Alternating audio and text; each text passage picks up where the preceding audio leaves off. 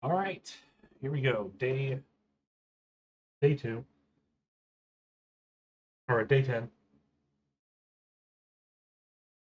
So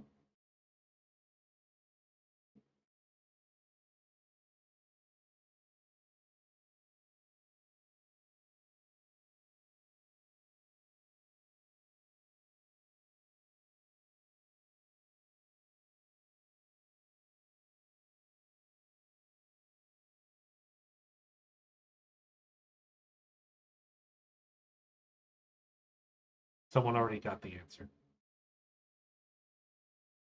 All right. So, uh, 25 seconds remain. Let me get my stuff configured. So there's input, test input. Um, so yeah, double digit days are where you start to get into more sort of algorithmy type stuff.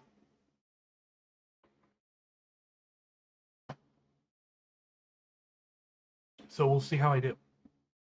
I remember the lava production facility. Oh, it was last year. Okay, topographic map indicates the height. So there's my test input. Based on unscored scraps of the book, you determine that a good hiking trail is as long as possible. Oh, we're doing NP complete problems here. Sorry, I just realized my fan's on. Probably gonna kill the sound quality. Hang on.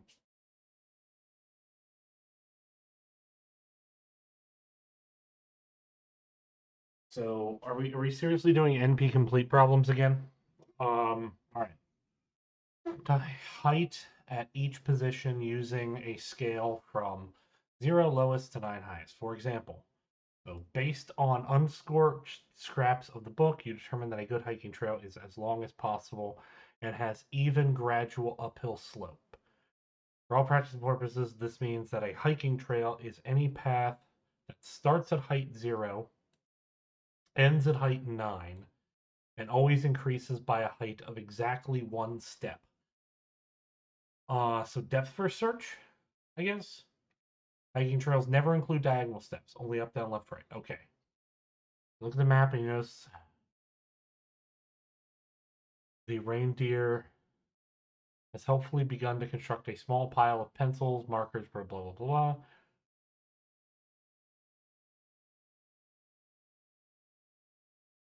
The 3, 4, 5, 6, 7, 8. Okay, I see.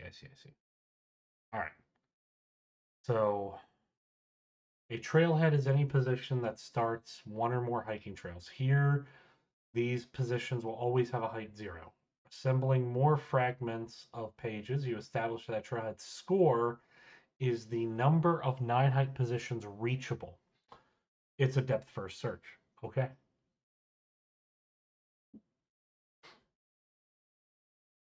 So the trailhead has a score of 2.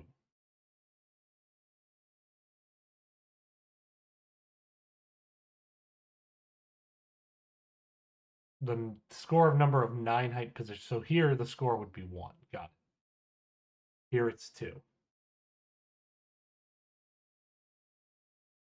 To simplify these examples, they do not appear in your actual input. Okay. This trailhead has a score of 4 because every 9 is reachable via hiking. Okay. Except the one immediately to the left. Right. So this topographic map consists of 2 trailheads. The trailhead top has a score of 1, while the trailhead bottom has a score of 2. Here's a larger example. All right, so here's my input. So this is my test input, and it's just going to be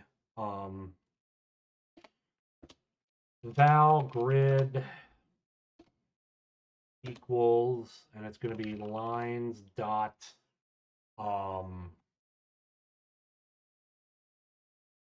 map, and then each line is going to be it dot to car array dot to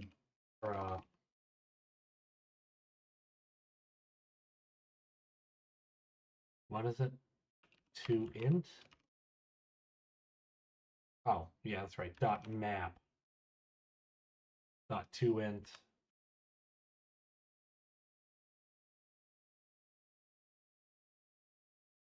Then dot to mutable list. Dot to mutable list. Okay. Um, I need to update my grid to have an immutable grid, but okay, here. Print line grid.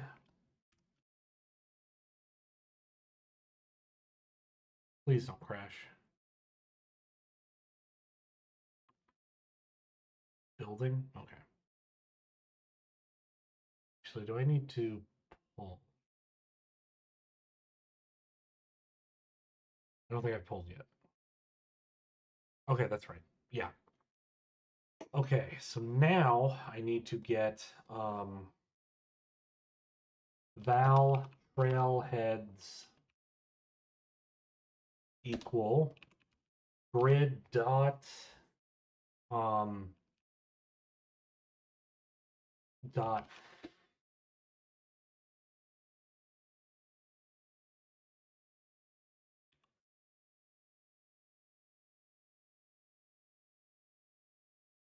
oh, forgot to wrap this in a grid.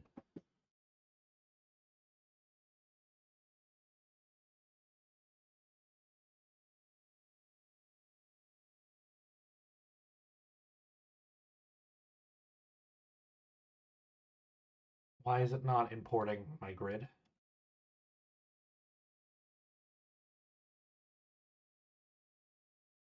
Okay.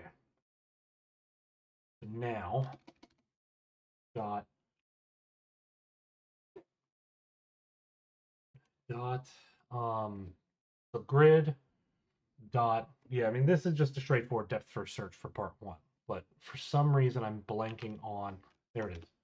Dot filter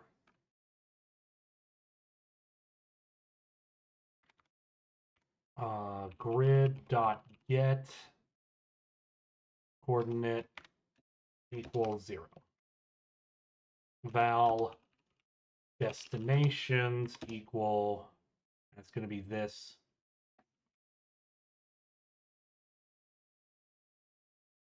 Equals none.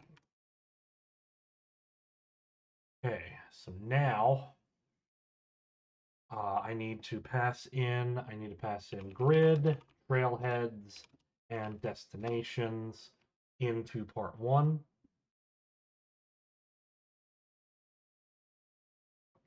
I did import that though, didn't I? Whatever. So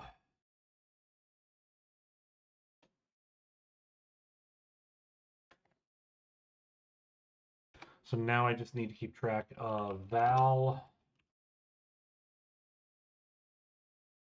coordinates, or this is going to be val visited equals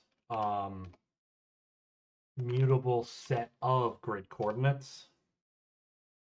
And then as a depth first search, so we need a stack. So val stack equals stack grid coordinate. And then we're going to do trailheads dot for each stack dot push it. And then while stack is not empty, oh, and then I need to say val destinations reached. I don't actually need to get the destinations, do so here, hang on. Actually, something I didn't think of until just now. 0, 1, 2, 3, 4, 5, 6, 7, 6, 5. Okay. Can it go up and down? Is 1, 2, 3, 4, 5, 6, 7, 8, 9. Can you only go up or can you go and always increases by a height of exactly one step? Okay. So it's always increasing. So that actually makes it pretty easy. So So destinations reached equals mutable set of grid coordinates, and then it's just going to be, so we're going to do node is stack.pop. We're going to add node to visited, and then we're going to get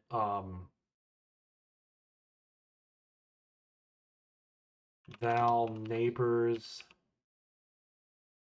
equal grid dot get cardinal neighbors node dot. I need to remind myself if this handles. I think I have this set up where it handles inbounds. It does. Okay, filters to inbounds, and it's specifically going to be so dot filter neighbor not in visited. We're not going to visit anything. We've actually, I don't even need to handle that here. I just need to do filter neighbor, and it's going to be grid dot get neighbor equals grid dot get node plus one. And then we're going to do stack dot push. So let's just do it this way. Skip a step.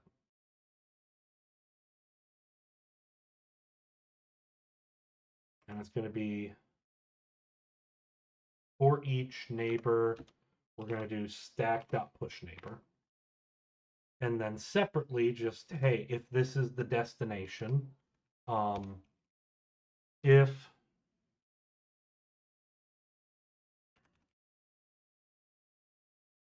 node dot, or if grid dot get node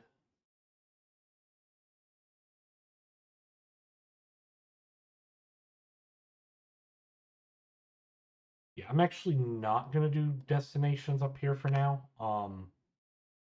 Let's remove that. And it's going to be if grid.getNode equals 9, destinations reached, add node. And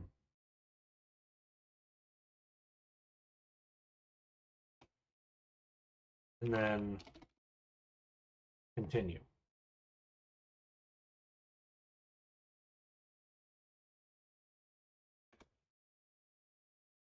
Okay. The largest example has 9. This larger example has 9 trailheads. Consider the trailheads in reading order. Okay, wait, what's the score? Okay, hang on, what's the score? This trailhead has a score of 2.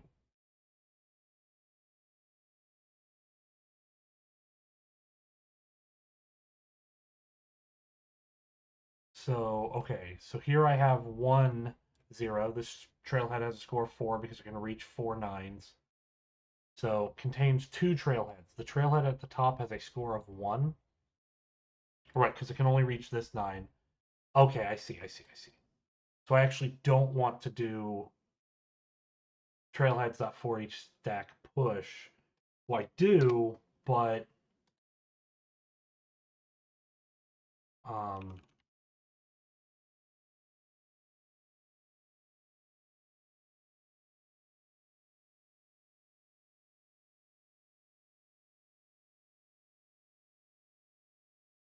so okay, this is a bit awkward now, but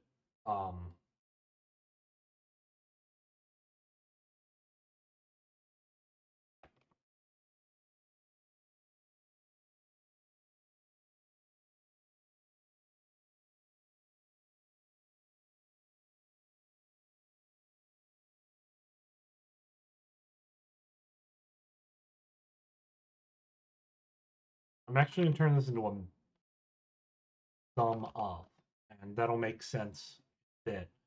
So okay, I get my visited, I get my stack, destinations reached. While stack is not empty. I'm gonna guess it's that like I can go up and down or something in part two, and that's actually not a complicated gift. Um, so then,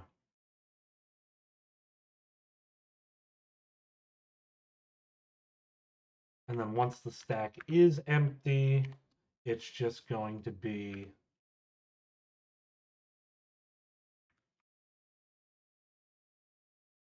uh, destinations reach dot. So a little trick with Kotlin. Um,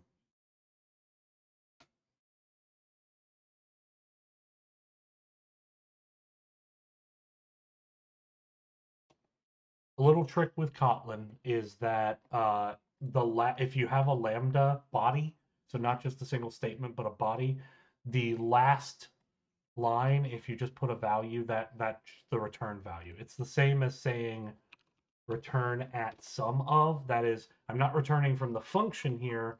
I'm returning from the lambda up to the summation. But you can also just do that with this, and I think this would be right.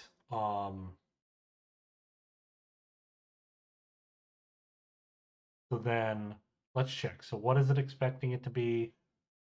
36. Let's find out if we're right.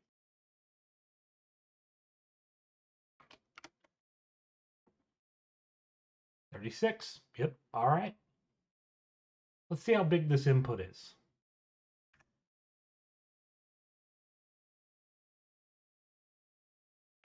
Okay, it's decent sized, but I'm confident in my work. This is where it crashes. Oh, it didn't crash. 719. Okay, 719. Hey, all right. Pretty fast. We're going to spend a few more minutes reviewing. Oh, Ben, don't wake up. My son has decided to wake up. And he might go back. He's going. All right. He's not gonna.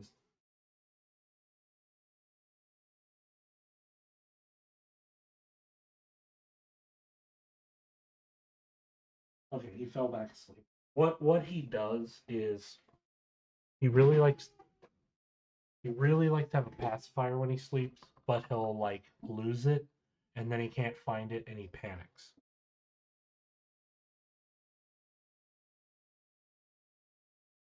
Which he's currently doing again. Okay.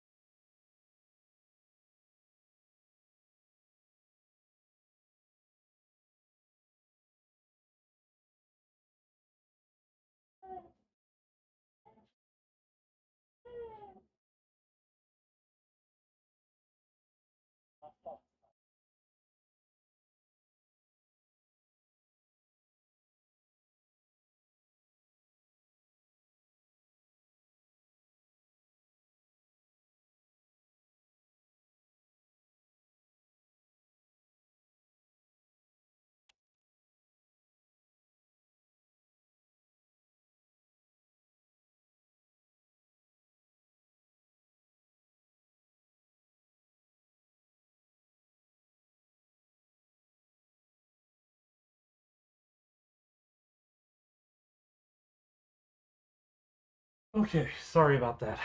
I'm back. All right. Here describes a second way to measure, called its rating. The number of string tails which begin, etc. So The above map has, oh, this is, okay. Here's the trail 13. Number of distinct paths. Okay, so now my node is not just the current coordinate, it's the coordinate and the path it took to get there.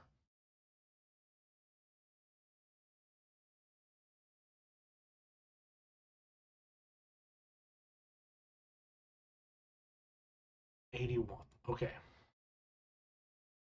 So part 2 is going to be the same concept, but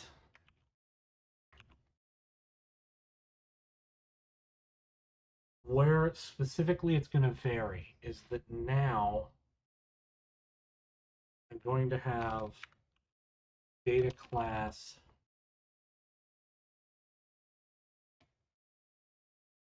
node, and this is going to be val grid coordinate and val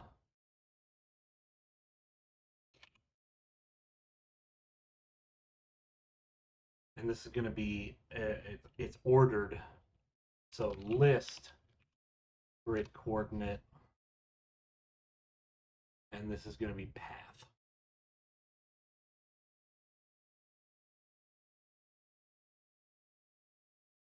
Oh, wrong symbol there.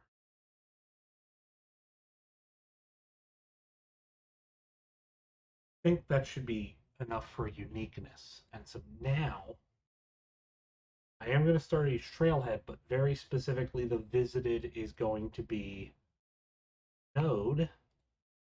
The stack is going to be node.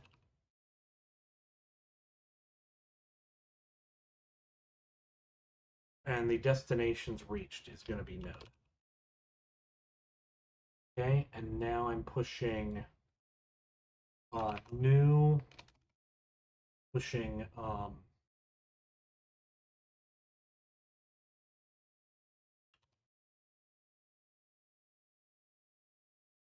node trailhead empty list. We're going to pop the stack. Then we're going to do grid.get node.grid coordinate to check if it's 9, and if it is, then return that and continue.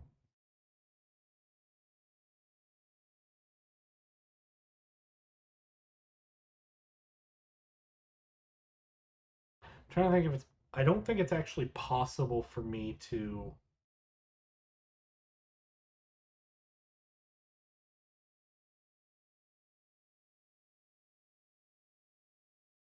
because I noticed this time I didn't actually filter on visited, and I don't know if I need to filter on visited again.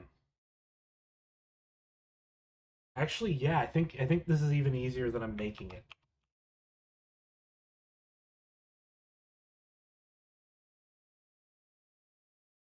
I think it's even easier an adjustment than I'm making it.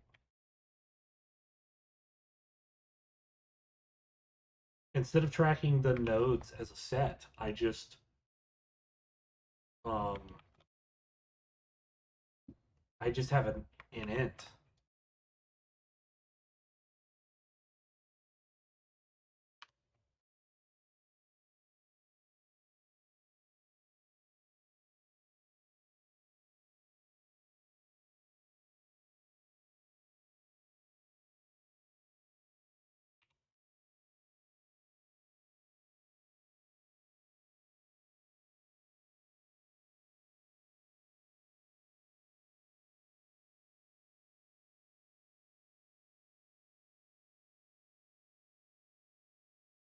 I think I just do this.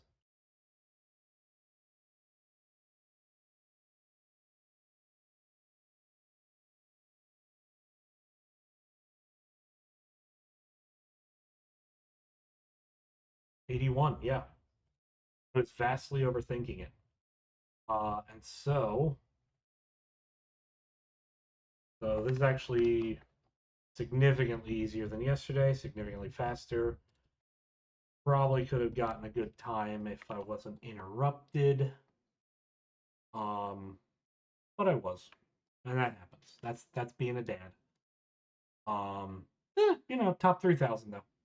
Not bad. I mean, this was if you know depth first search, this is easy. Like, and the reason is that like you don't even have to worry about like getting trapped in a cycle because you can only increase.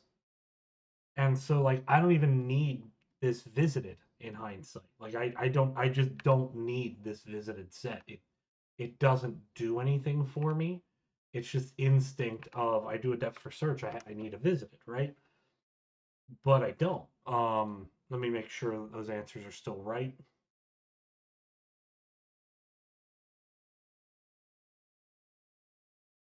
I mean, like, there's just so many people using AI engines now. It's kind of silly. Um,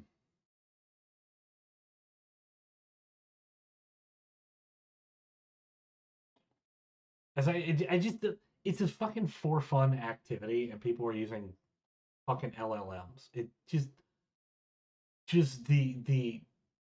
the opportunity here is to learn or to practice something or to just get some silly programming experience to build up sort of that muscle memory and you know mental abstract thinking. And these people are like, oh, I'll just put it into an LLM.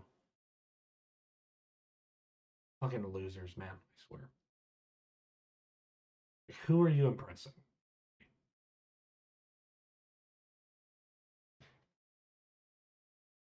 I'm not saying there's never a time and place for LLMs, but like if the point of this exercise is to learn and have fun, like how is I copy and paste the problem and put it into Chat GPT and it tells me the answer or it gives me the code and I run that?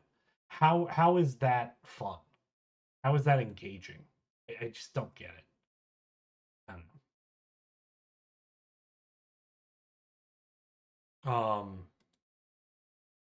Yeah, I don't even need this node class. So now let me make sure my answers are right. It was 1719 and 1530. Yeah. That's it. So this is just straightforward depth for search. The only difference here is here I'm keeping track of a set, and here and actually I can do so. This would be destination set, and I can just kill two birds with one stone.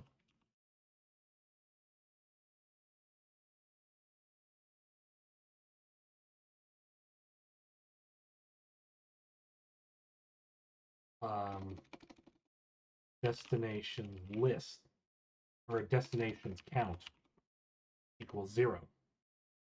And what I can do here, yeah, I'm not going to change that up right now because it's kind of late at night. But what I'm thinking of doing is just have the function run once. But I mean, you can see it's pretty fast. I mean, you know, it's 5 milliseconds to do a depth first search on this, right? It's depth first search is pretty nice, especially when there's such a limiting factor. Like the point that this 4, I can tell is a dead end because up is 1, over is 3/8. So it's like, how many of these points that are adjacent are even possible paths to traverse? It's probably not that many. Anyway, so yeah, that's day 10. Um,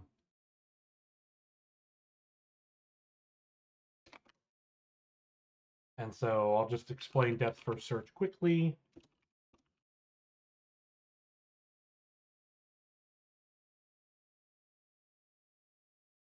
All right.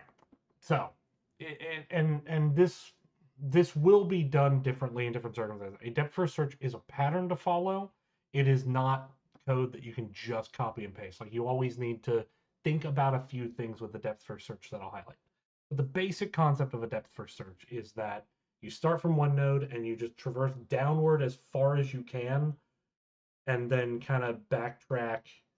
And so you're kind of going in and out quickly, as opposed to a breadth first search is like you search, one layer down, then 2 layers down, then 3 layers down, then 4 layers down. The problem with breadth first search is it ends up using a ton of memory. And the difference really is simple.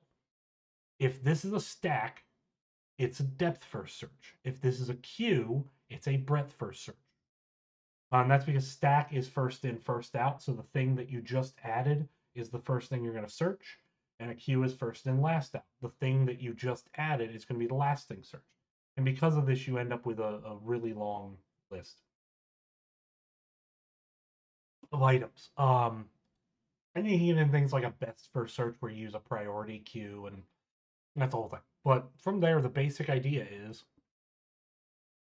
you push your starting point onto the stack, and then you keep looping while the stack is not empty. Or let's say you find a destination you want to just return based off that. That can be a thing.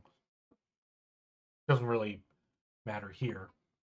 Point is, we pop off the stack, and then we check, have we reached our goal?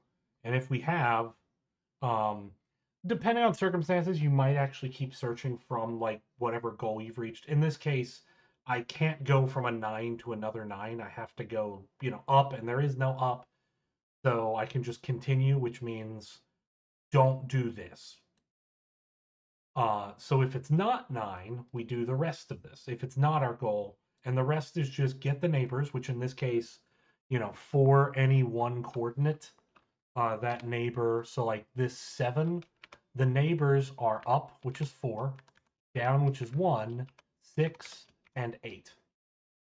But there's a caveat, and that caveat is, so we want to get not any neighbors, but specifically only neighbors that are one more than our current node. And then from there, for each neighbor that meets that quality, we push the neighbor onto the stack. Now, normally, if I were keeping track of like a visited list, this is where I would handle the logic of, hey, I've already visited this, so I would skip it. So I could do something like filter not, visitor, or it'd be something like it in visitors or visited, something like that. I don't have a visited list, but this would be the basic idea. Is like if I have visited that already, or if it's already in my stack, just throw it away. Although typically the way you do it is you can actually just keep adding things to the stack, and then you'll do your visited check up here. But in this case, I don't need to do that.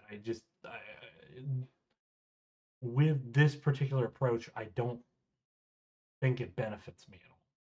Well, it might actually. Here, I might get a performance improvement. Maybe on this one. I can't do it here. Like I actively cannot do it here in part 2. I might get some slight performance benefit on part 1. I'll play around with it and see. But like from there, these are both depth first searches. The only difference is how we track the goal. Here, we're tracking a set of points that we can reach. So I picked a set because I want unique values. So I don't want to count duplicates. But here we do want to count duplicates because the point is we're arriving at it through different paths. And since we're arriving at it through different paths, we just increment. And that's it. So this one is probably about as easy as a searching problem that I could imagine. Honestly,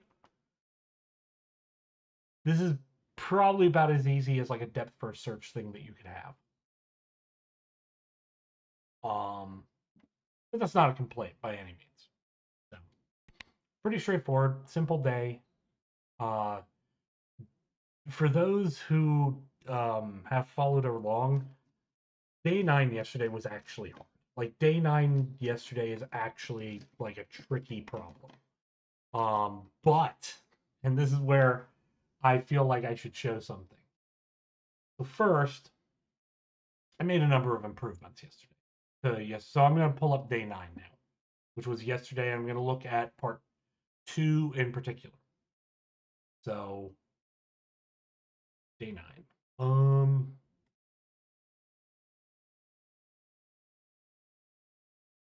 And that is So again, this code's still ugly. I haven't really cleaned it up or anything, but what I wanted to show is so I've improved the efficiency of this. I that whole thing where I was trying to deal with like once I move a space, I need to merge the gap it leaves behind with goes around it. It's actually completely unnecessary because you're only moving things to the left and you're working right to left, so you never have to move something into the gap that you created when you create a gap because the only things that can move into that gap are things to the right, and you've already checked that.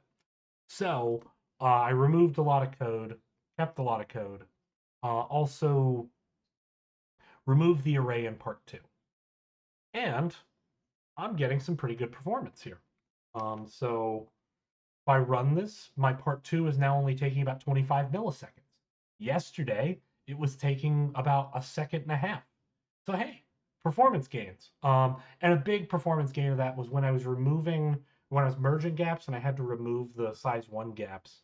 What was happening was because I was removing something from a priority heap at any address that wasn't the bottom, um, finding a value in a priority heap is actually quite slow. It is O of n because with the way a heap works, there's no distinction between left and right. It's just a matter of like you have the min node, and then it's just all parents from that. And so it was slow because it was n squared at that point. So I cleaned that up a bit, got it down, and actually from there, I just started playing around a bit with threads just to see, is this faster if I do threads? Typically, the overhead of these problems is enough that it isn't, but here it actually is enough. So threads in Kotlin are like everything else in Kotlin, nice and wonderful, and they make me happy, as pretty much every feature in Kotlin does. Um, So I'm just going to start both threads at the same time. Then, now, I get the whole thing done. Now you'll notice it says part two is going faster, and that's a little wonky. That's negative time, but that's just the way I do my timing is that the way I print this time output is I have my setup, which is like where I'm just reading. It's like this is my setup. And end setup is the time between when I start the program and when I reach this line. And then typically what I do is I just time from this line to part one, this line to part two to get my run times. And so that's why this is negative. It just so happens that part two is finishing faster. And actually, that's because in part one, I'm stepping one step at a time everywhere I go. And in part two, I'm leaping from point to point. And so that extra leaping gives me actually part two to be faster. I could improve part one to do that, but I just didn't want to write the code to do it. So um, the key though is that the total runtime is of part two now is quite fast. Hey, that's pretty cool, right? So total runtime with threads, that's what 120 milliseconds. And if I take the threads away, I actually don't know if it's faster. I mean, I know I'm parallelizing, so in theory it should be faster, but of course you have to account for thread overhead. It's building, and it is actually faster without using threads, which I'm not surprised by because it's fast enough that the thread overhead is probably costing. Anyway, so yeah, I mean, just a little optimization exercise. You can actually go through my commit history and sort of see each change I make along the way. And yeah, I mean, I got it down pretty well. The key insight here is that you have a priority queue to give. So each when I have like the length of the gap mapping to like all of the indices with that, I just use a priority queue. The priority queue gives you close to constant time access for the smallest element. Of course, then you have to factor in fix heap operations. It's a little bit not as simple as just saying it's always constant time because it's not. It's not amortized constant time, I don't think either. Um, but it's still fast, faster than you'd get with like a binary search tree to find the minimum, and certainly much faster than a sorted list because you don't have to have all of the elements well ordered. You just need only one property to be respected. So this is, priority queue is a min heap. If you're not familiar, a priority queue is a min heap. And you can actually pass in a comparator to describe what minimum means. So, like, if I wanted it to be a max heap, I just basically pass in a reverse comparator. Um, but that got me thinking. And what it got me thinking was, okay, let's do an n squared approach. Now, I'm not doing an n squared approach with an array like I do in part one. Although in part one, it is a linear time array search. But in part two, I did basically the same thing I did in part one in terms of how I solved the problem, except instead of using maps, I just use a list. And now it's just every time I find an element, I'm sort of stepping forward and I'm collapsing towards it. And I thought like, okay, that's got to be much slower, right? Because it's n squared, so it's bad. And let's find out. So I do and what I did is just to compare them, I'm going to make this get part two result, and I'm going to make this uh, part two bad. So I'm comparing part two to part two. And I'll swap the order of these, but like notice it looks faster. There's a reason it looks faster because it isn't. And if I reverse these, you'll notice it swaps. And that's just a thing about benchmarking to be aware of, especially with like all the compiler level optimizations. So like when I do part two second, it runs in 18 or 18 milliseconds. Let's run it again. This is again from day 9. 20 milliseconds, 20 milliseconds, right? Kind of getting some consistency. And when I swap them,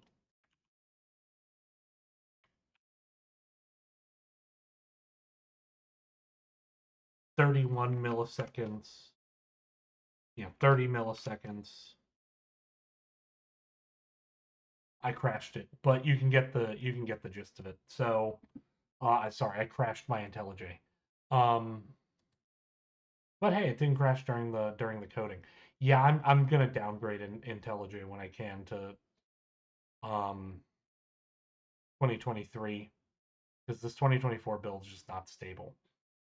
But yeah, it's not a huge difference. It's like a 50% difference, and I was really surprised because the input's fairly large. It's the you end up with I think it's 10,000 files, and so I thought n squared would make a bigger difference, but it really doesn't, and part of that is just because you're still doing a lot of stepping through of maps. Like I'm doing everything with maps, and so the lookups are very fast. And I think that those optimizations end up being bigger in importance to just not have to step through the array one index at a time than actually using the right algorithm, which is interesting because I went on Advent of Code Reddit, the subreddit, and saw people talking about like 30-minute run times or like 5-minute run times, and I just don't know how they were getting that. Like I had a second and a half runtime on my first attempt, and I got it down to 30 milliseconds.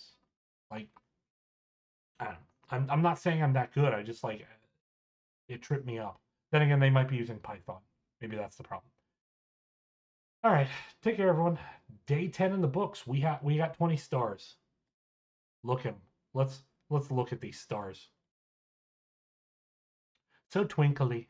Actually, they're not twinkling at all. What I've noticed that the paradigm of this, the story is, and I like it. It's a historian, and it's a historian talking about uh, all the advent of codes of yore. And it is in fact the 10th advent of code. So 1, 2, 3, 4, 5, 6, 7, 8, 9, 10. And of course, the calendar is a giant 10. Or at least for now. There's going to be something down here, I bet. But Yeah, these are like it's referencing problems from previous years that I've seen. I like that. I think that's kind of cool. All right, let's see. Again, I think I could have gotten this time down under. Probably be comparable if I weren't being a dad. But let's check my private leaderboards. First, I'm gonna check the. Oh, I need to show something. It's really cool. So, okay, still top 10 on this Kotlin leaderboard.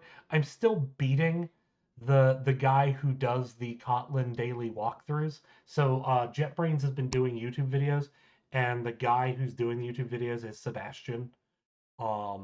So I'm beating him. I'm beating him at his own language.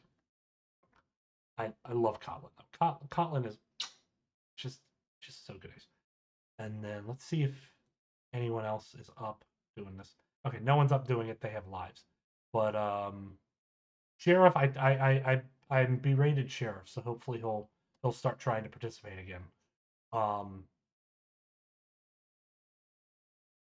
but yeah, I mean, I'm happy with that time. I'm kind of curious if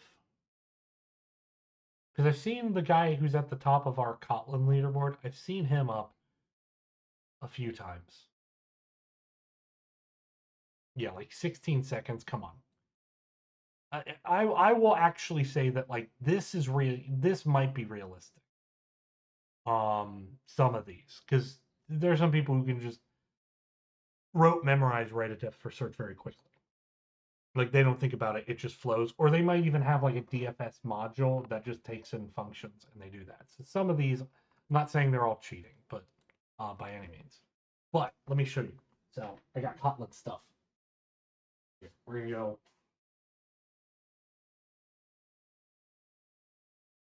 full camera.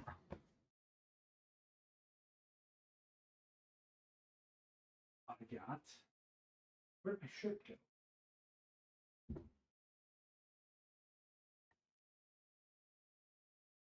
I got a Kotlin shirt. Where did it go?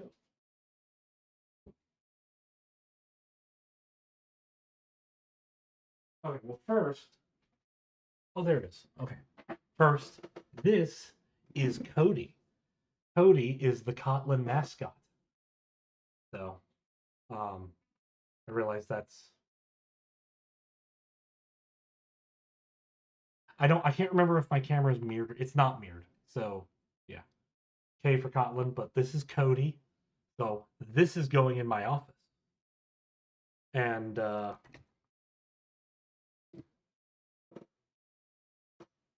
this Kotlin shirt.